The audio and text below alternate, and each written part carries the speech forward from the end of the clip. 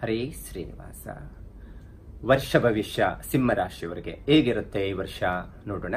ಈ ವರ್ಷ ನೋಡಿ, ಯಾವುದೇ ಕೆಲಸಗಳನ್ನ ಮಾಡ್ಲಿಕ್ಕೆ ಹೋದ್ರೂ ವಿಳಂಬ ಆಗುವಂತದ್ದು, ಪಂಚಮ ಶನಿಯ ಪ್ರಭಾವ, ಗುರುಬಲ ಬೇರೆ ಇಲ್ಲ. ಈ ಕೆಲಸ ಅಂತ ಏನೋ ಇನ್ವೆಸ್ಟ್ಮೆಂಟ್ ಮಾಡಕ್ ಹೋಗ್ತೀರಾ, ಅಲ್ಲಿ ಎಲ್ಲೋ ಒಂದು ಕಡೆ ಸಮಸ್ಯೆಗಳೇ ಕಾಡುವಂತ ಸಾಧ್ಯತೆಗಳು ಬಹಳಷ್ಟು ಕಂಡು ಬರುತ್ತೆ.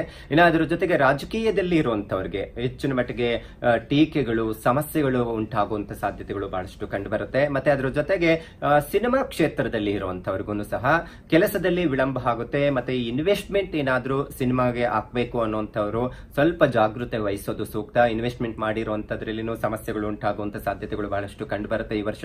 ಇನ್ನು ಅದ್ರ ಜೊತೆಗೆ ವರ್ಷದ ಅವಧಿಯಲ್ಲಿ, ಇಡೀ ವರ್ಷದಲ್ಲಿ ಸಹ ಏನಾಗುತ್ತೆ, ಮಧ್ಯ ಕಾಲದಲ್ಲಿ ಅಂದ್ರೆ ಜೂನ್ ಜುಲೈ ವರೆಗೂ ಸ್ವಲ್ಪ ಎಚ್ಚರಿಕೆಯಿಂದ ವ್ಯವಹಾರವನ್ನು ಮಾಡ್ಕೋಬೇಕಾಗುತ್ತೆ. ಮತ್ತೆ ಅದರ ಜೊತೆಗೆ ಹಿತಶತ್ರುಗಳಿಂದ ಕಿರಿಕಿರಿಯನ್ನು ಅನುಭವಿಸೋದ್ರಿಂದ ಬಹಳಷ್ಟು ಜಾಗೃತವಾಗಿ ವ್ಯವಹಾರ, ರಾಜಕೀಯದಲ್ಲಿ ಇರುವಂತವರು ಎಚ್ಚರ ವಹಿಸಬೇಕಾಗುತ್ತೆ.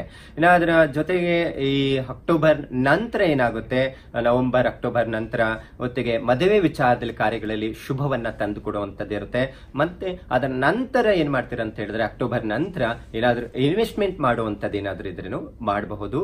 ಮತ್ತೆ ಏನಾದ್ರೂ ಮದುವೆ ವಿಚಾರದಲ್ಲಿನೂ ಸಹ ಅನುಕೂಲ ಆಗುವಂತ ಸಾಧ್ಯತೆಗಳು ಬಹಳಷ್ಟು ಇರುತ್ತೆ.